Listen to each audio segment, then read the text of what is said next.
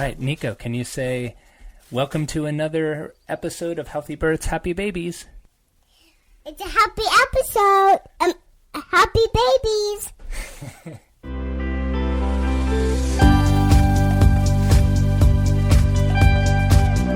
Hello and welcome back to the Healthy Births, Happy Babies podcast. I'm your host, Dr. Jay Warren, and today's episode is going to be kind of a follow-up episode to one that I just released. A few weeks ago, I released 9 ways that dads can best support their wives during pregnancy, and honestly, we got a great feedback from that. A lot of comments, a lot of positive feedback and how helpful it was. And so I wanted to do this follow-up as quickly as possible with ways that dads can support their wives in postpartum, because that's really, really important as well.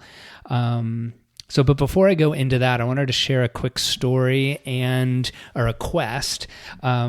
As you know, or may not know if you're new to the podcast, this podcast I started almost 3 years ago as a means of, here at the CAP Wellness Center, which is a prenatal wellness center in San Diego, I created it as a way of picking the brains of all the great practitioners that we have underneath this roof. When we opened, we had, and still have, me, the chiropractor, there's acupuncture, there's massage, there's lactation consultant services, we teach newborn care classes, we teach Pilates classes now, and yoga, and have all these amazing teachers and practitioners with so much information that I wanted to interview them, pick their brains, have this in an audio format so our patients could listen to it.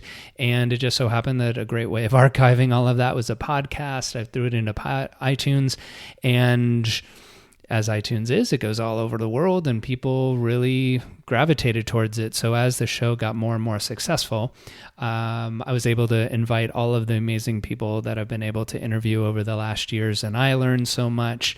And in my learning and conversations with them, then you get to listen to it, and hopefully it helps you as a parent as well.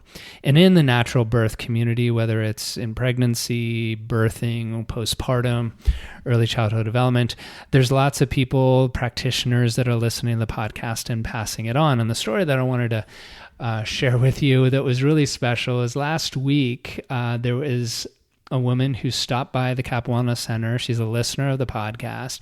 She herself is a doula out in Arizona, and she was visiting San Diego with her family. She was on vacation, and she took the time to steal away from the beach, steal away from her family to come and see the CAP Wellness Center because she'd been hearing about it on the podcast, and we had a chance to meet, and it was just really special that she took the time to come over here. And it just goes to show like how it was really validating for me. And I really appreciate you, Amber, for coming by and saying all the nice things you did, because it shows that it's not just helping moms, but it's helping other practitioners that are helping other moms. And the request I wanted to put out is, Amber, please reach out to me, because I was seeing you really quickly in between patients and showing you around, wanted to say hi, but I didn't get your information. And we talked a little bit about how to build community in your neck of the woods out in Arizona, in the birth community. And I'd love to help you in any way I can. I gave you my information, but I failed to get yours. So please reach out. I'd love to continue the conversation. And again, thank you for coming out. It just made my day. So thank you very much, Amber. But you know, these kind of episodes, these kind of episodes I put out on the podcast are really for the whole community, whether it's you're taking care of pregnant women or postpartum women or the dads. I'm trying to do more for the dads too. Or you were directly in the trenches. That's the kind of help that I want to give. And I'm glad that it's happening after over 120 episodes and almost 3 years. It's really fun to be able to know that an impact's being made. So with that, let me take a quick message, and then we'll come back to talk about how dads can best support moms during postpartum. My online course, Connecting with Baby During Pregnancy, has been out for a while now, and I've been getting phenomenal feedback from you women who have been learning these prenatal bonding techniques, putting them to use, and having amazing results. The same kind of results that the women in the Rafi study were getting, where by doing these techniques throughout pregnancy, they were having less anxiety and pain during labor. They're needing less obstetrical interventions, including less C-sections. And then afterwards, the babies are sleeping better, which means you're sleeping better. And postpartum depression was less than 1% in the moms who did these techniques. So go over to my website at drjwarren.com/CWB and learn all about it. I think this course is amazing. I put a lot of effort into it, and I think it'll really help you have a healthier, happier, and more relaxed pregnancy and a gentler yet powerful birth.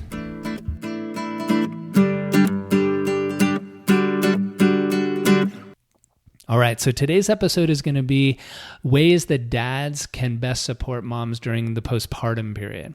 And as I said, this is a follow-up to the episode that I did previously on the 9 ways that dads can best support moms during pregnancy. Today, I have 7 ways that you dads can support, and that's not that there's less to do in postpartum by any measure. There's way more going on in postpartum with your mate, with the baby, with the family life, with so many factors. But these are 7 great ways to get started. It's not an exhaustive list. I'm going to go through them. It's not in order that number 1 that I talk about is more important than number 7. It's just food for thought and a starter for you to feel more involved and to be able to do things like in a stereotypical way. Us guys, as dads, like we want to be doing something and we want to do the right thing rather than the wrong thing. So hopefully this helps. Again, it's coming from lots of feedback I get from the moms I take care of here in my practice. Postpartum is a really challenging time. I hear a lot about the great things that their husbands are doing for them and they're just so grateful for. And I also hear a lot of things that they wish their husbands were doing and their partners were doing for them in the postpartum, but they're not. And so this list, I hope, is helpful for you because, again, in a stereotypical sense, like we want to not just be doing, but that provider role, that protector role comes up, and we want to do something with it, constructive and healthy with it. And I believe these are ways that can really, really be helpful. So the very first one, way that you can support them is, I don't know how else to put it, but to take over the house. There is so much going on in the household with taking care of the baby and all the newness of figuring out diaper changes and feeding schedules and napping, and the house is gonna take second priority. Like parents that take on trying to keep the house as clean and as neat and as organized when a baby comes home, it's just an unrealistic expectation. And if in a sense the mom has been taking care of those kind of things, dads, it's time to step up and to take care of that. Whether you do it directly or you delegate it out and have help with cleaning and cooking and laundry, all those kind of things, just you take it over, dad, and make sure that it's taken care of so that she can nap when baby's napping and not have to feel like, all right, I got to get another load of laundry in or do the dishes or those kind of things. Again, it's not something that if you need to do it all, but if you need to delegate and make sure there's family coming and help or a housekeeper or something like that, that will make a huge difference in your wife's postpartum healing, because it's not just, all right, we need to take care of the baby, but she's also recovering for 9 months of pregnancy and all the changes biologically and emotionally that go on during the pregnancy. And then she's also recovering from a birth, no matter how that birth went, whether it was an easy birth, a difficult long birth, regardless, it's still a major physiological event that needs a lot of healing, and it would take weeks and possibly months to recover from all of that, even if she did was healing, even if all she did was sit around and be able to do all the necessary things to allow her body to heal from all of those changes. But that's impossible because you're thrown right into newborn care and all the challenges if you're a first-time parent of all those new stresses. And if you're a second, third, fourth time around, you've got toddlers and other kids around, and as well as this new baby that you're trying to figure out. So dads, taking over the household responsibilities will make a huge difference, so that the house is a nice, clean, comfortable environment that's not stressing anyone else out, and you can concentrate on becoming family. You can concentrate on just bonding and getting to know your little kiddo, and for you three, if you're just three, and if you've got other kids too, to come together as a family without those logistics getting in the way of things and causing strife. So, and as far as the household is concerned, the second thing I was going to talk about is going to happen later on down the line, when either you're going back to work or she's going back to work, or both. That on the days when you come home, you might be at work all day long. You're ready to come home and just kind of put your feet up and chill. That's not happening anymore. It's not that it's never going to be that way. It's just especially in this postpartum period, in the first couple months, and even in the first year, if not beyond that, is that on days when mom's home with kiddo and you're at work, it's going to be a long day. And when you come home, it's game time and you're on. So as soon as you walk through the door, just know that you're getting kiddo and it's your time to take over for a little bit to spell her. And it's going to be the vice versa on days that if you're home with kiddo all day long and she's gone at work, there should be an exchange in that way of, okay, well, like we need a break. But I can speak from personal experience that, you know, on the days where I was coming home from work, I was excited to get home and to see my kiddo and to be home and see how the day went and hear about all those kind of stories. But when it was kind of tag you're it and I walked through the door and I haven't even put my bag down and she's just like, oh my gosh, I need a break. Like, please take over. I need to just go for a walk or just go and take a shower or something like that. If I'm going to be perfectly honest, there were times where like, well, you know, what about my day? Like it wasn't like I was sitting around at the pool all day long, just chilling and relaxing. Like I was working, you know, I was running my practice, I'm running the podcast, doing all this kind of things. And while those feelings are all valid that I had, at the same time, it's not really appropriate at that time where it's like, all right, so in your time coming home, this is my recommendation. On the drive home, use that as your buffer time to decompress the work day, kind of let that go and gear up for going in the house. Not that you need to prepare that going into the house is just going to be like a chaotic whirlwind of every time. Sometimes it is that way where you just walk through the door and you're like, whoa, okay, here we go, game on.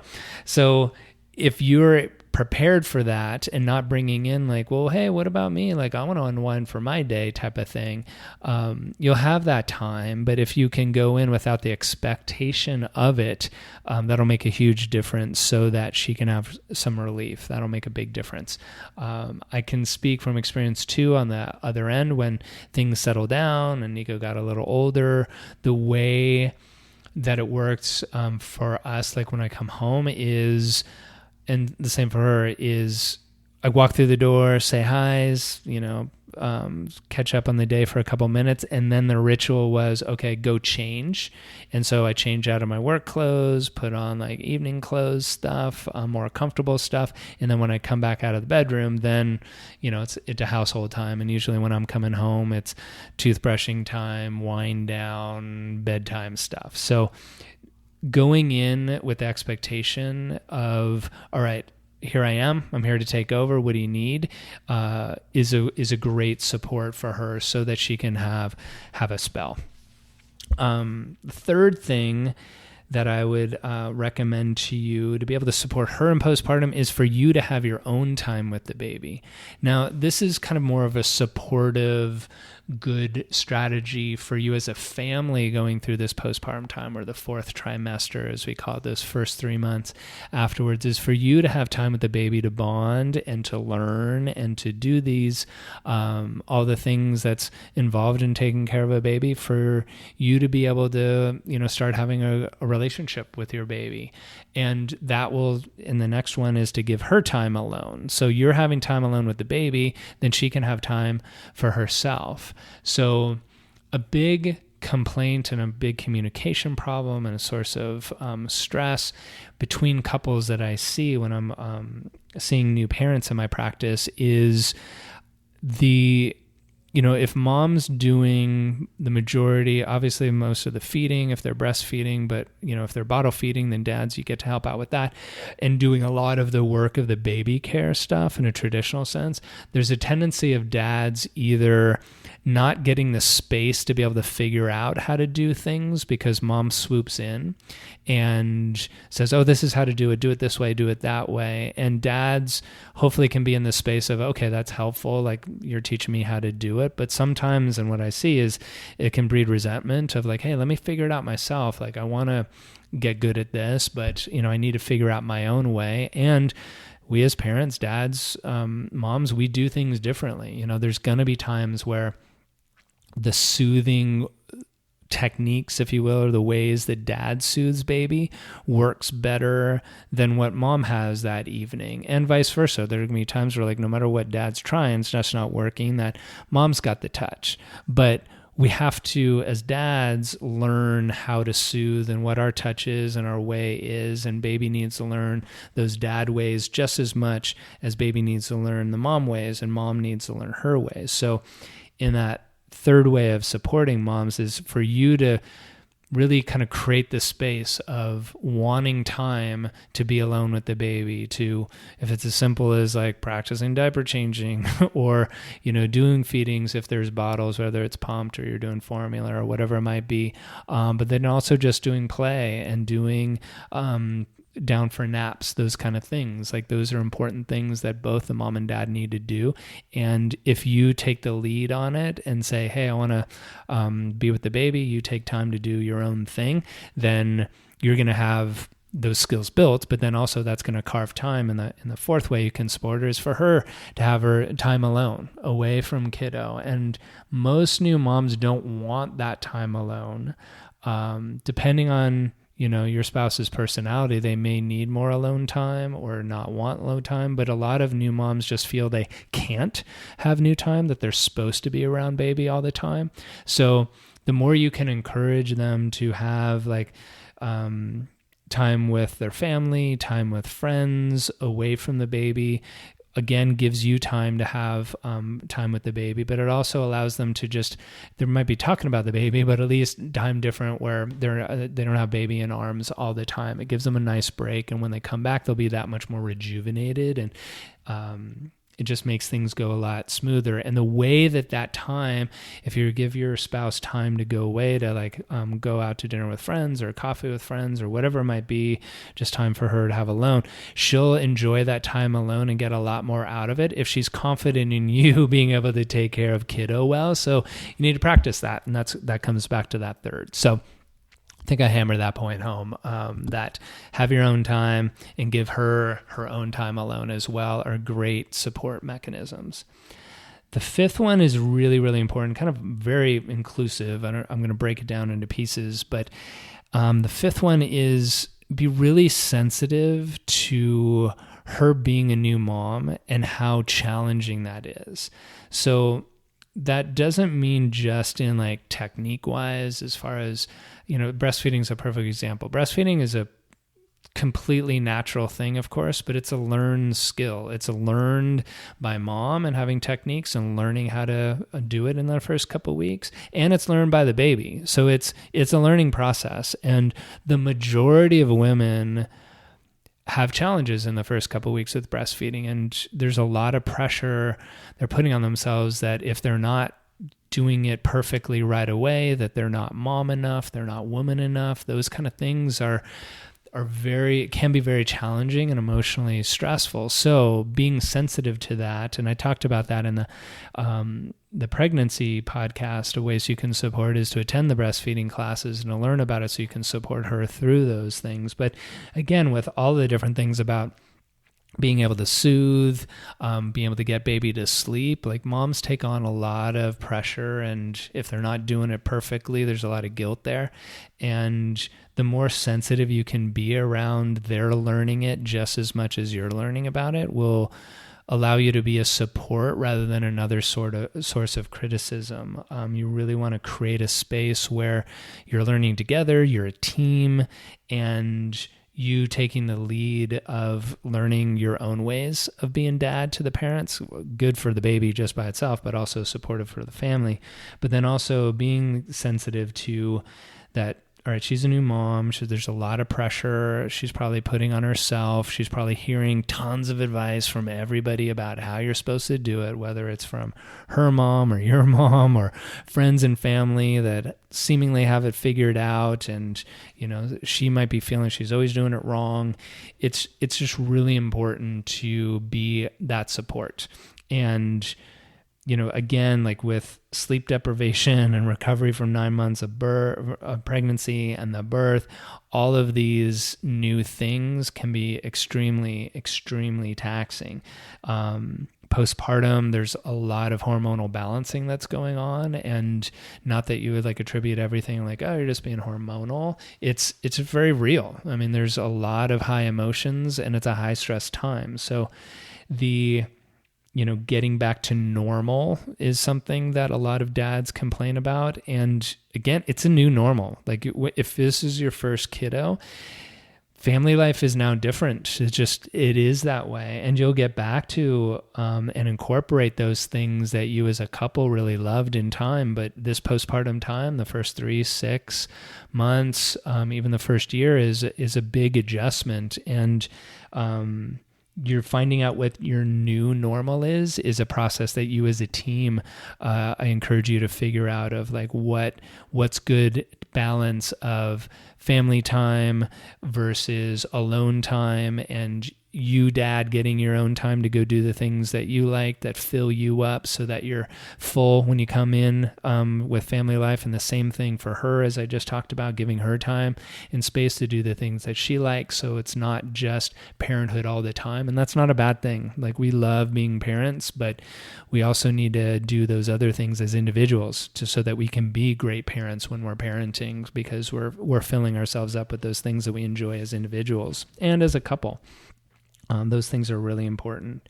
And I guess the sixth thing is related to this is I couldn't figure out a good way of titling it, but what I came up with was, protect the castle, protect the cave. Again, in that kind of stereotypical paradigm of the protector, the cave, the castle is the home, and especially in the fourth trimester. A lot of cultures will use that fourth trimester as a time where there's just very little visitors. It's just the three of you. It's just the family time for bonding there.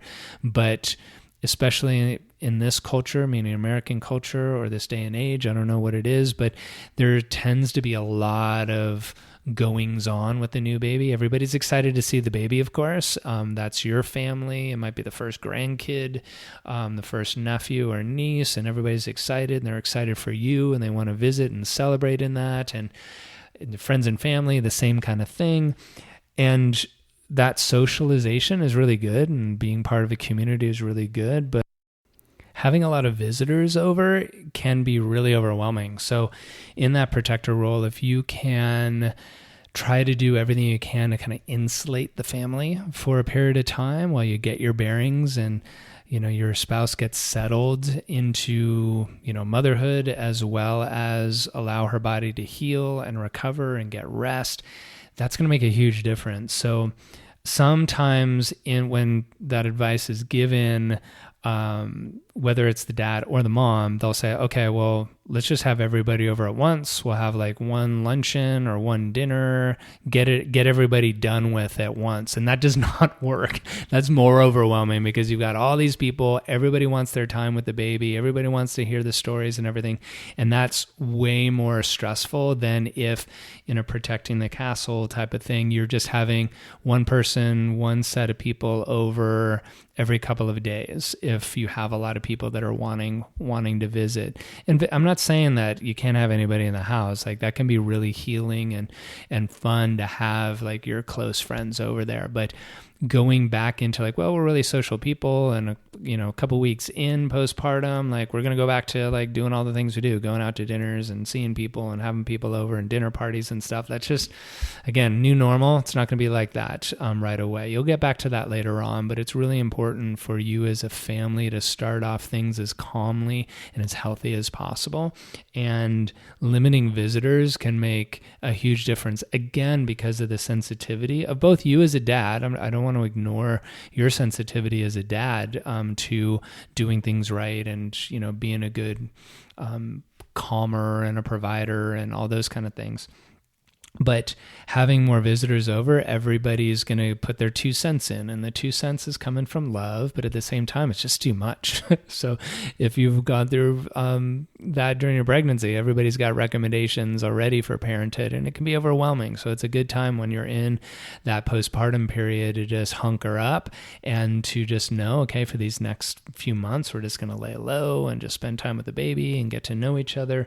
And then once you have your feet underneath you and things, you're feeling more rested, you're feeling more calm and secure going out of the office, all those kind of things, out of the house, then you can start having those people over. So, and dads, that can be your role there of really kind of making sure your wife isn't being overwhelmed by family coming over all the time, neighbors coming over the time, and friends coming over time. Makes a huge difference.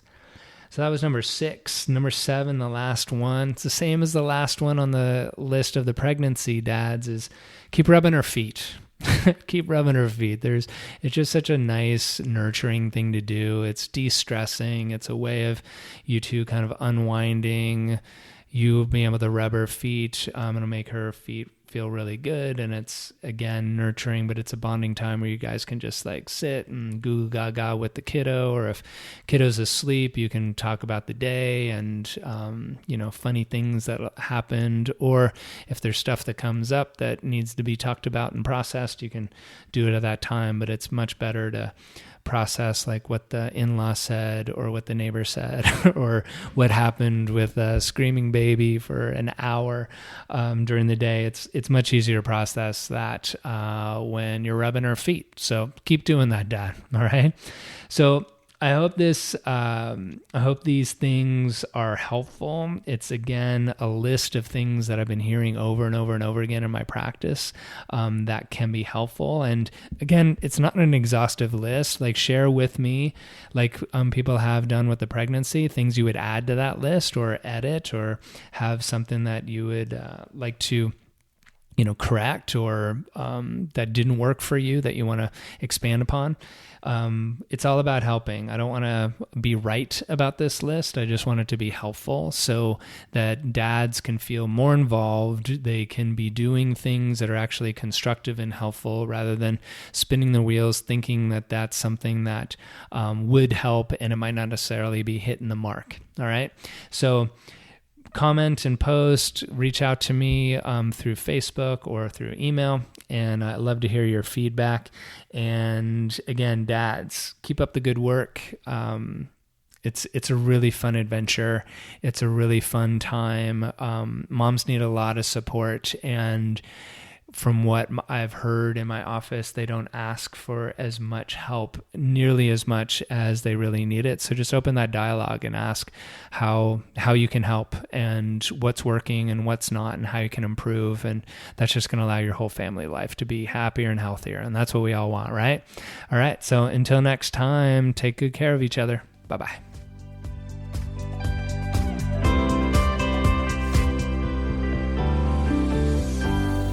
Hi, it's Dr. J again, and I want to thank you so much for listening to the podcast. It's something I really enjoy doing, and I, as a parent, learn a ton from these experts coming on and sharing their wisdom, so I hope you're getting a lot out of it too. And I want to share something else with you. I've created a guide called the 40 Ways to Connect with Your Baby During Pregnancy. It's full of simple things you can do on a day-to-day basis that will help strengthen that bond that you have with your baby. It's a free download. You can go to my website at drjwarren.com/40ways and just enter your email. I'll send it right to you. You can download it and start working on it right away. all of the research that I'm learning in the fields of epigenetics and attachment parenting is showing that the more bonded you are during your pregnancy with your baby, the better the birth is going to go and the better parenting is going to go, because you have that strong foundation, a strong connection to build upon. So go again to my website. It's drjwarren.com/40 ways and get that free guide. And again, thanks for listening.